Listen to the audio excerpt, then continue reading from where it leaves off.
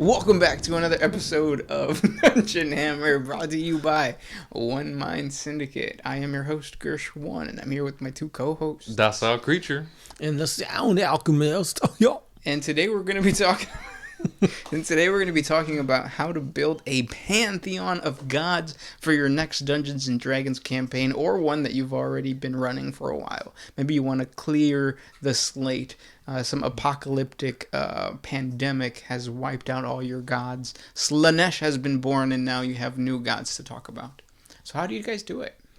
There's multiple ways of doing it. Yep. If you saw our previous video, or one of our previous videos, there's always a top-down or bottom-up approach that you can take this in. Oh. And in my opinion, if you have a blank slate, I think it's easier to do top-down. Essentially creating the pantheon first, and then forming everything based on that, such as like the civilizations, the world, that kind of thing, based on the gods that those people kind of worship. Something else to think about for your world: is there a pantheon? Is there one god? Is there two gods? Mm-hmm. At what point does the multiple gods become a pantheon? Right. Yeah, it's a good point. I think, though, if you are going to be running a campaign that you hope will last for many years, pantheons are the way to go.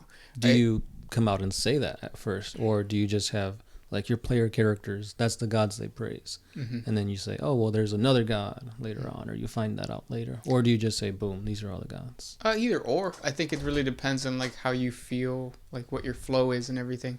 But I do think that like the concept of just having one god would be good for a one shot, but not so much for like a full on. Well, I mean, I think guess it would make for an interesting world. Mm-hmm. Yeah, I guess it's just not common, right? Within the fantasy setting. It's definitely not.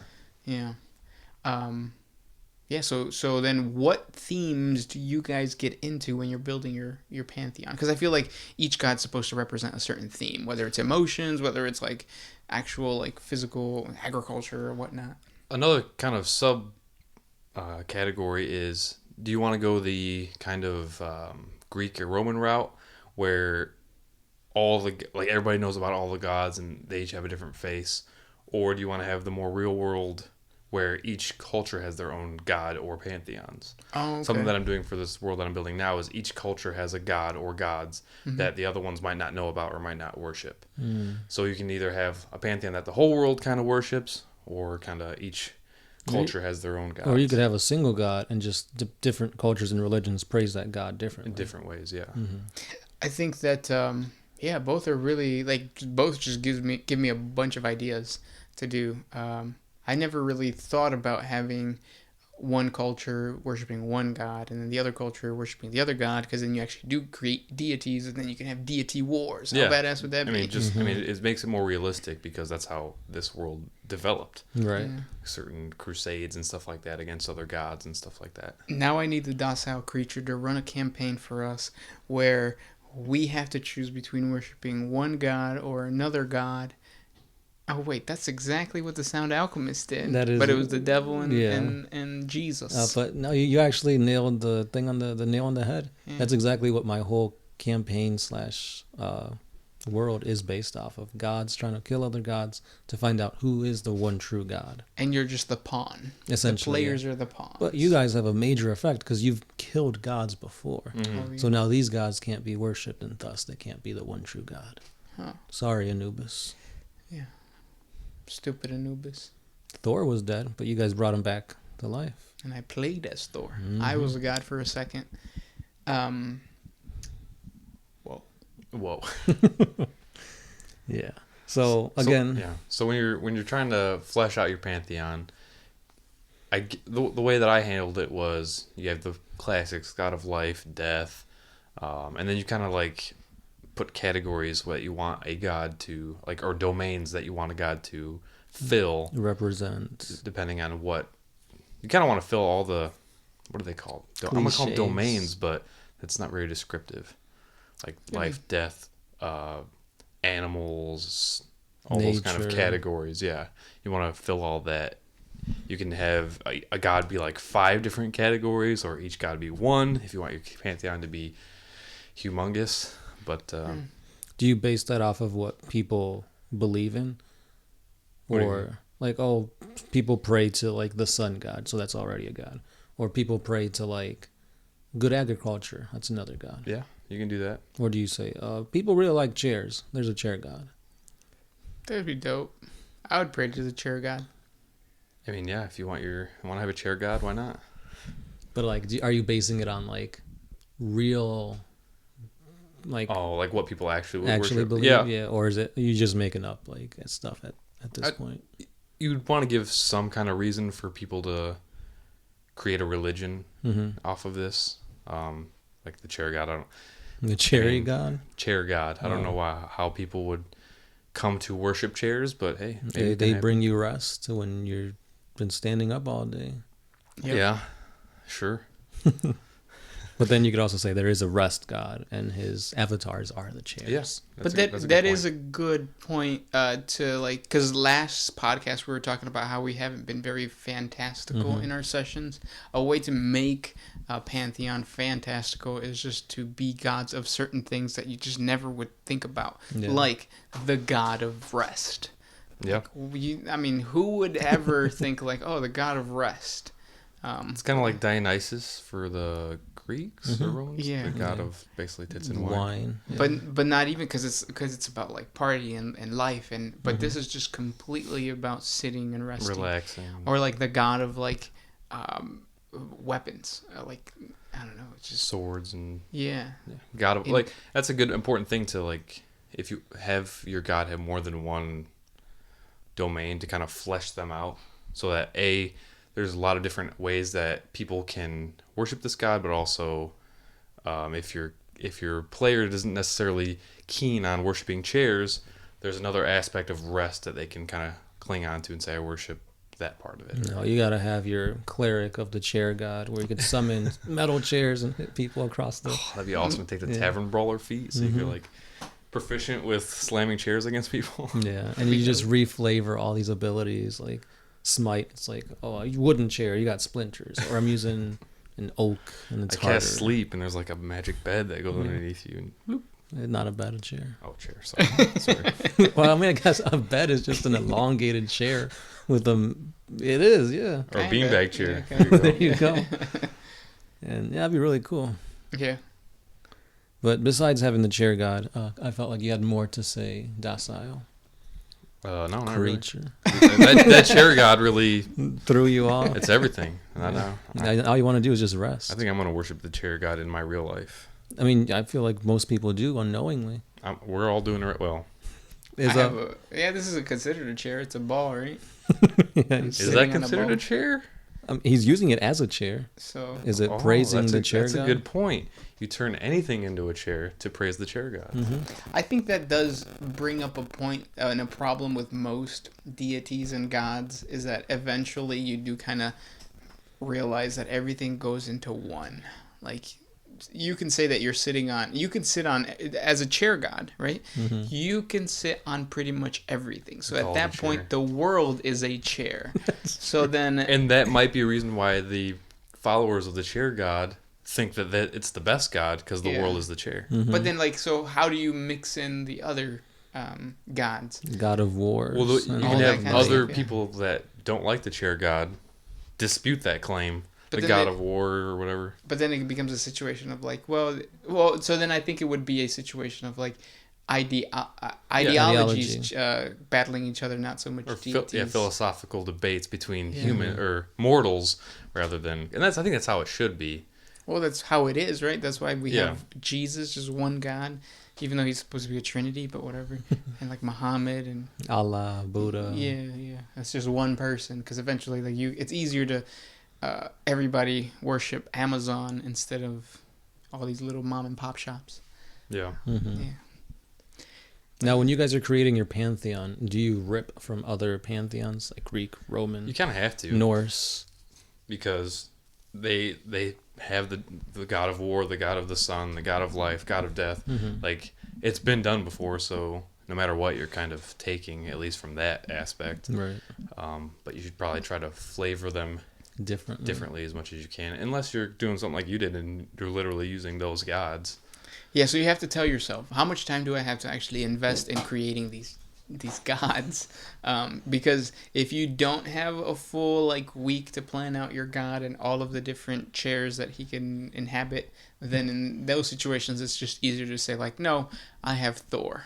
Everybody has background information on Thor, which is what we talked about last week, but just to reiterate the points. yeah. It's just one of those situations where it's like so easy just to steal from other worlds. Because you already know the basis. Even if you've never read a book on Norse mythology, but you've seen the Marvel movies, you know Odin, Freya, Thor, Loki. You know, Thor, boom, thunder. Oh, okay, cool. Yeah. So let's flesh out the chair god, because just as an example, what do we need when we flesh out one god? What is his domain? So the first thing that I Rest? think about, well, do you guys really think about domain the first thing? Because the first thing I think is appearance. Like, what is the chair god? That's See, I true. rarely think about appearance. That's interesting. I always really? think about appearance. You're not a visual person. I think I get to it That's why he eventually. doesn't like Bridget B. Yeah. She's all appearance. I get to it eventually, but like I don't.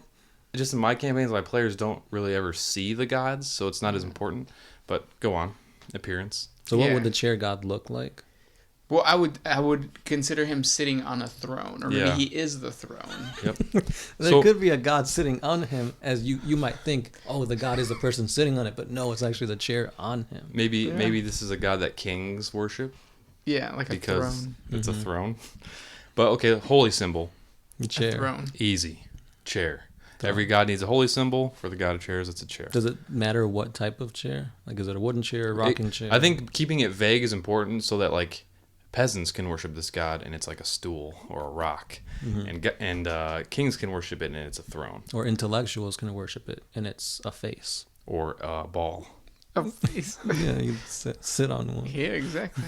I like the way you think. No, but I do think that like if we are going to be creating this god, I think his symbol should be just 3 lines, and it would be like a line running horizontal to your your sight, and then 2 lines kind of like at a 45-degree angle going downward, kind of to represent a stool.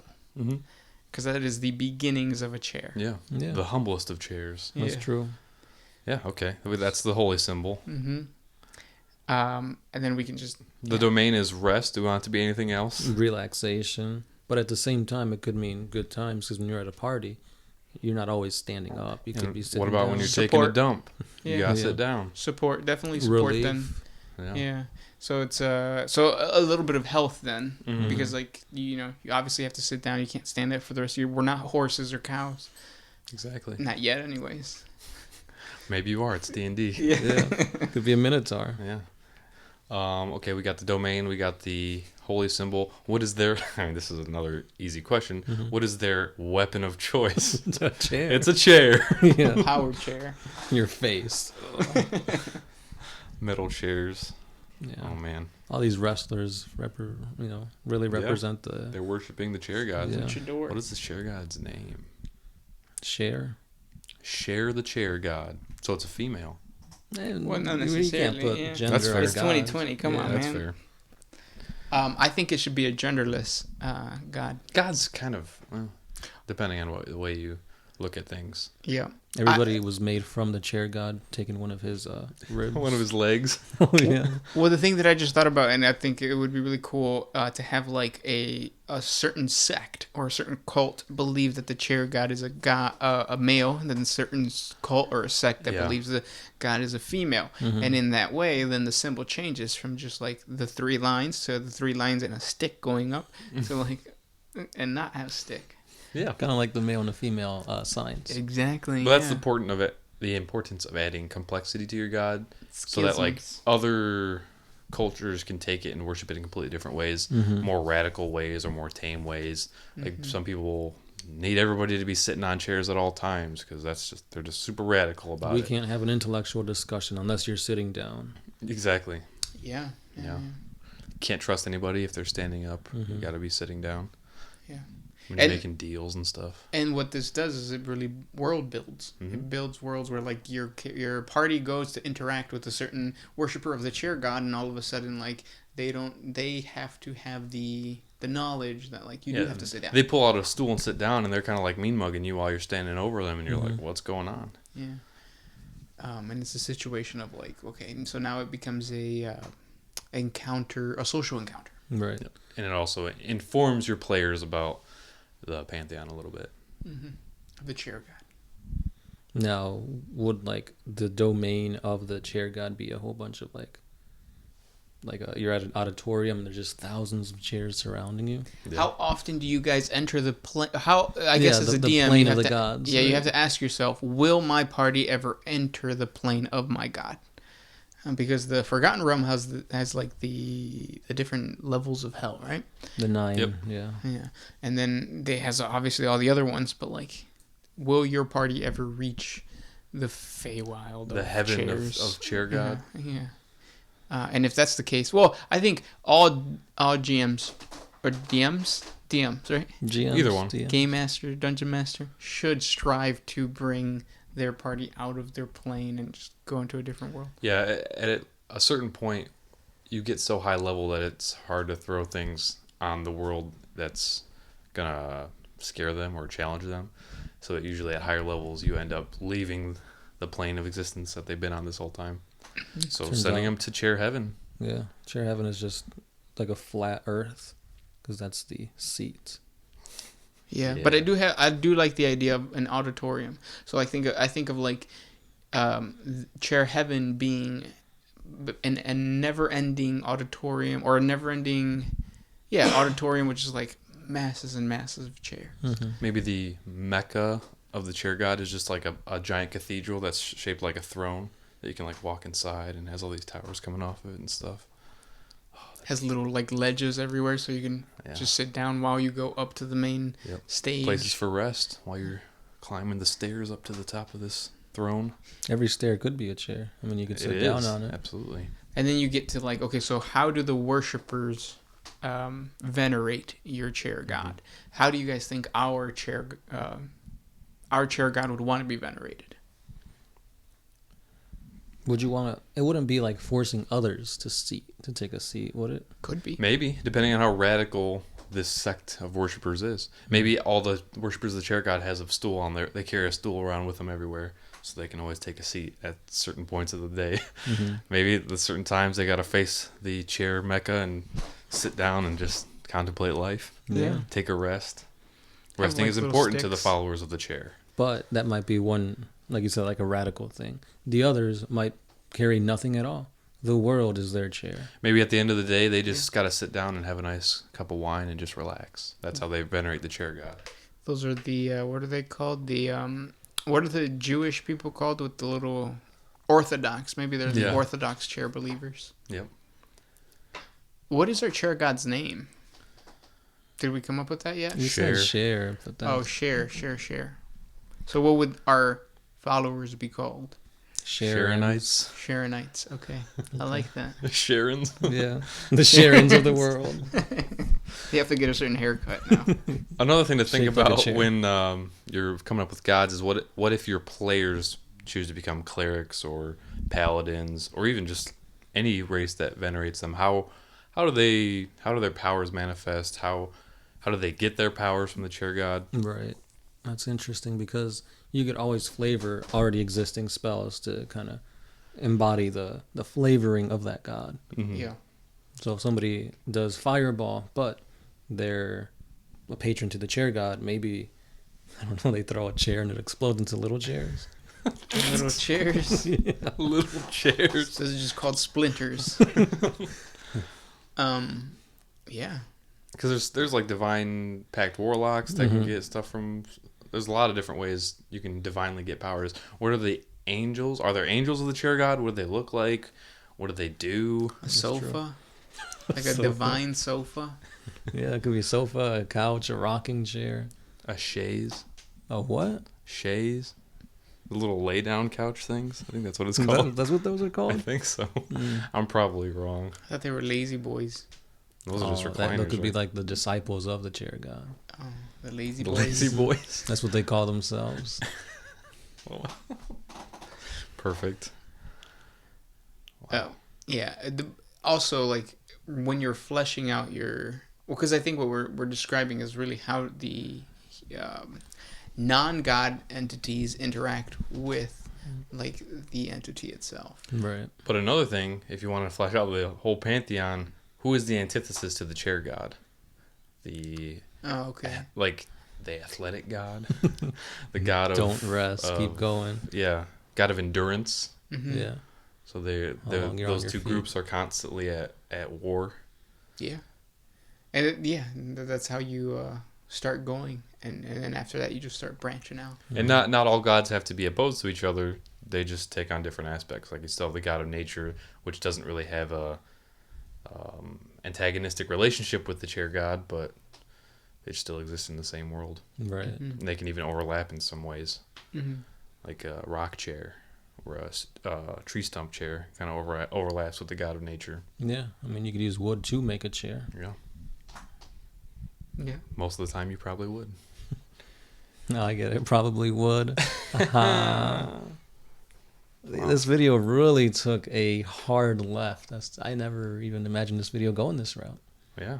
I mean, But it's cool because we actually created A god, and now Yeah. you guys can use this god in your D&D campaign. feel free. Use become a Sharonite, and the world is your chair. Now, would you guys stop at like having the chair gods power or corruption just be magical item or magical powers? How else could you guys flavor different aspects of the tabletop to be like boons of your god? Well, you just said magic items. Like maybe certain high-level priests or followers get like a magical chair that when you sit on it for 3 hours or 4 hours, it counts as a long rest or something like that. Oh, Oh, that's cool.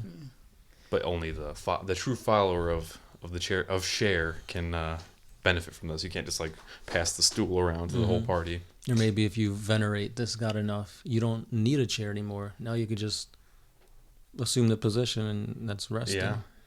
Just bend your knees, and you're on a magical invisible chair. Mm-hmm.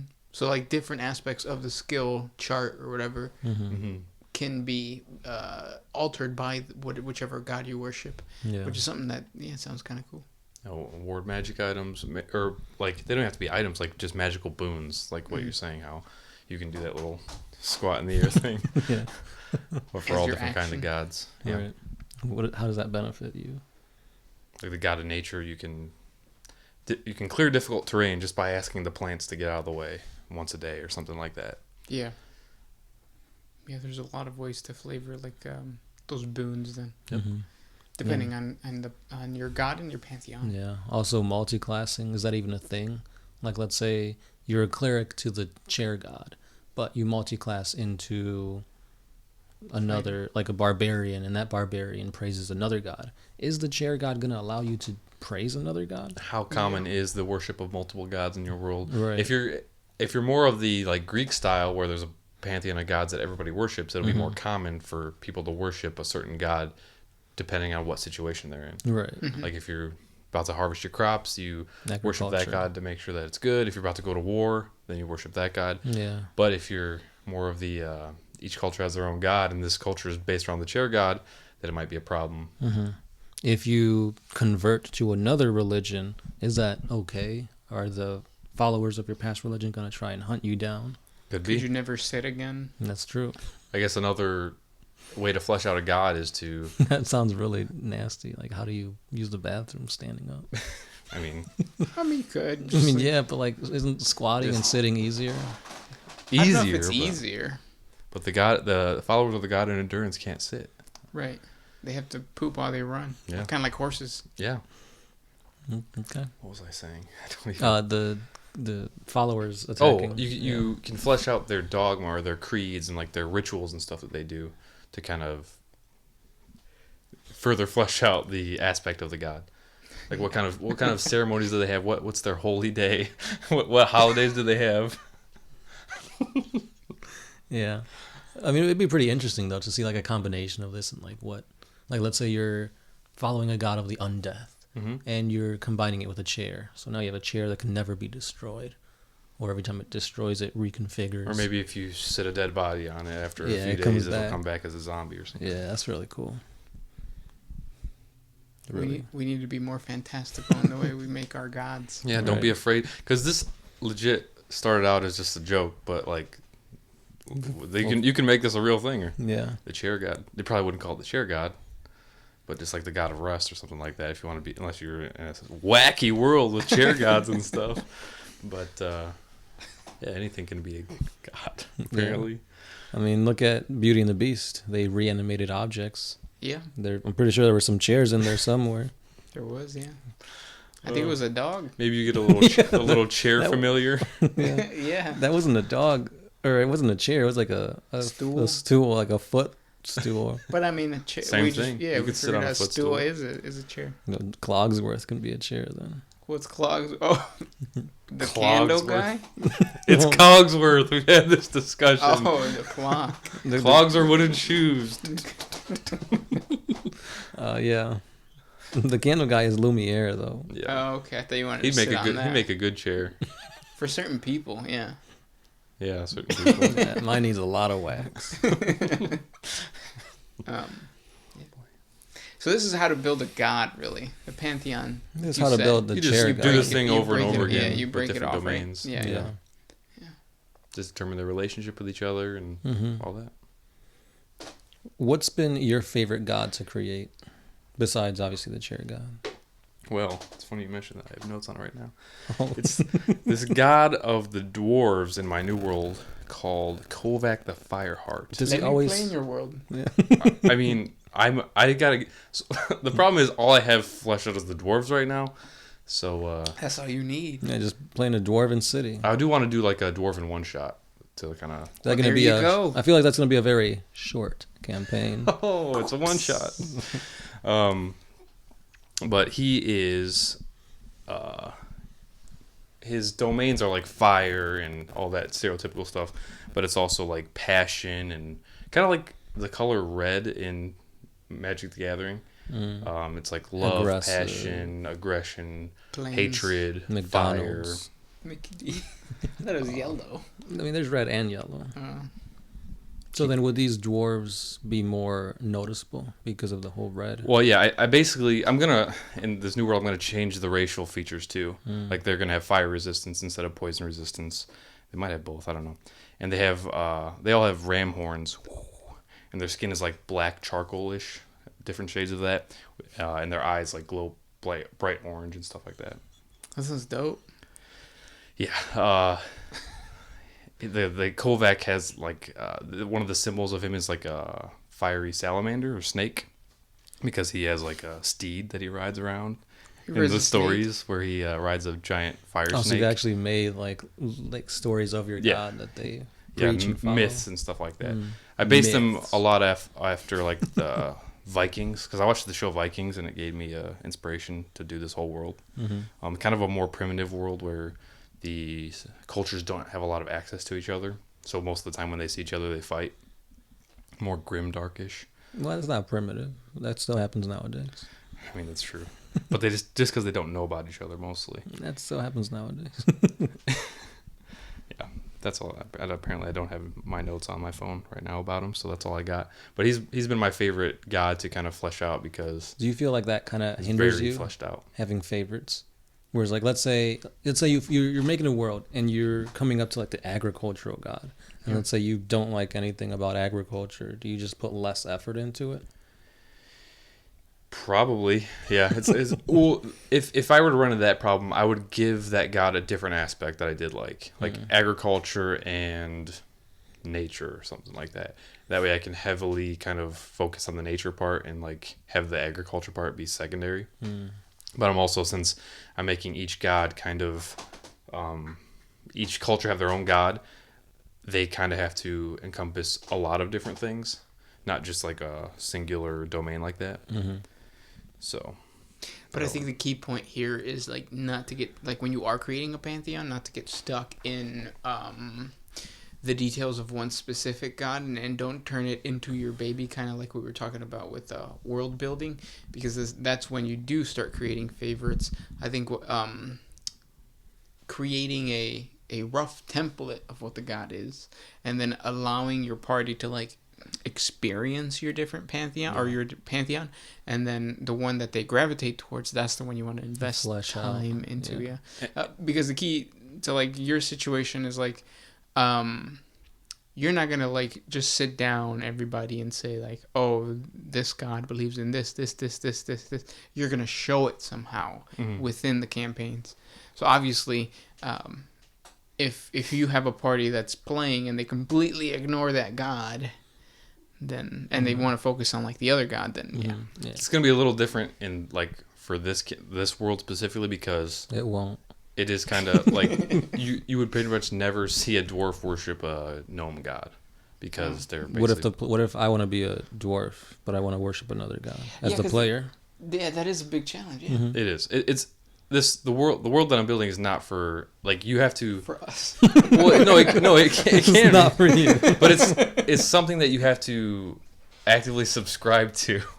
It's not something that you can just like jump in and play. Like I'm gonna have to set down some rules and say, is this something that you would actually want to play in with all these restrictions in place? No. And if not, I mean, then that's fine. That's why it's kind of I don't know if I'll ever even play in the game, because Well, that's the thing though. At what point do you have to like make certain like cut out certain things and be a little loose on the rules to actually play it? well, I mean, that's really up to you, because That's up to the DM. well, that's what I mean, up to the DM Yeah. creating the world, because at some point, if nobody wants to play in your game, you either have to change something to. I'm trying to make it as interesting as possible, so people will see these restrictions as a good thing instead of a bad thing. But if not, if nobody wants to play in the world, then you have to change something. Or is that enough for you just to create a world, even though you know it's never going to Yeah, be played? I mean, it probably is, because I like creating worlds. But I would love to play in it. I created it to be played in. But like I said, I'm gonna have to sit down and say, these are the restrictions. Do you guys still want to play? Before you're like, oh, I'm gonna run a game this Sunday. Let's all get together with you guys not knowing anything about the world. Oh, okay. Yeah. Yeah, that's like a topic for a completely different podcast, right? Yeah. Yeah. Playing in people's games that they don't want you to play. It's not that I don't want you to play. It's that people might not want to play in the world. Right. but what like if I wanna play? restrictions in D&D. Yeah. Yeah. Yep.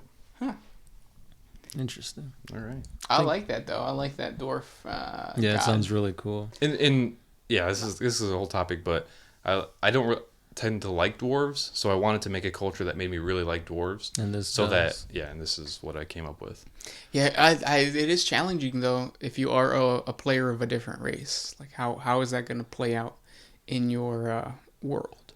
Because if you are going to have restrictions for your pantheon, like what are those restrictions? Is it race? Is it class? Is it whatever? Right. Yep. Because what if you want to make a pirate dwarf, and it's like, well, obviously dwarves don't venture out into the sea. Yeah. Then how does that interact? Or should I just make a new character? That's the thing, yeah. Yeah, I have to, like I said, say these restrictions and say, now build a character. You couldn't, like, come in with a previous character in mind and try Well, to you wouldn't fit it just into the allow, world. like, outliers. Like, this dwarf was taken as a captive when he was a baby, Oh, yeah, and he was that raised by stuff is pirates.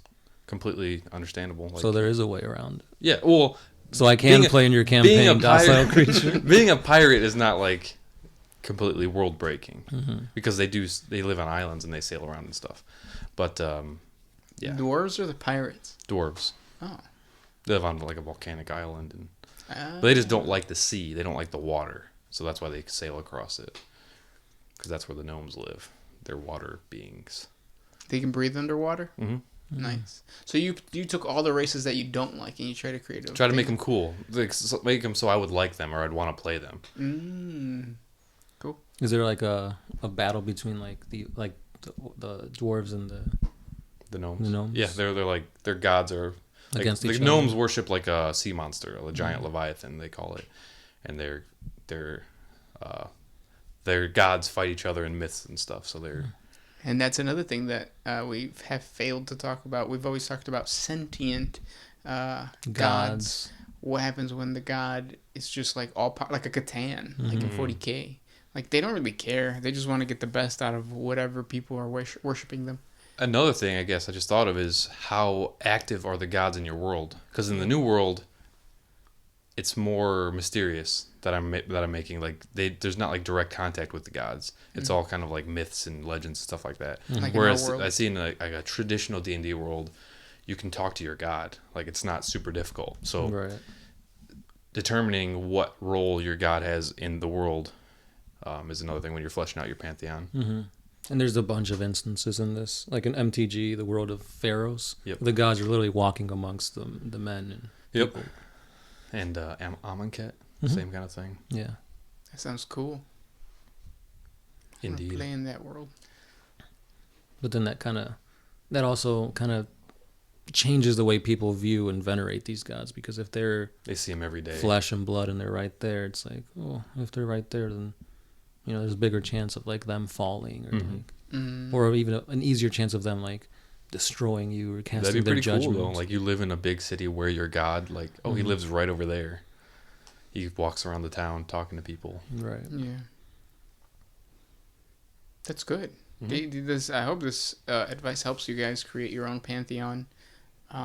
If you guys have any suggestions or pointers for creating your own pantheon, let us know in the comment section below. Spread the word. Yep. All praise, share. Share.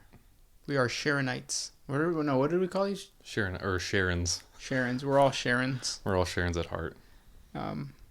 With that said, this was Gershwan. Docile creature. And the Sound Alchemist, and we are all out of here.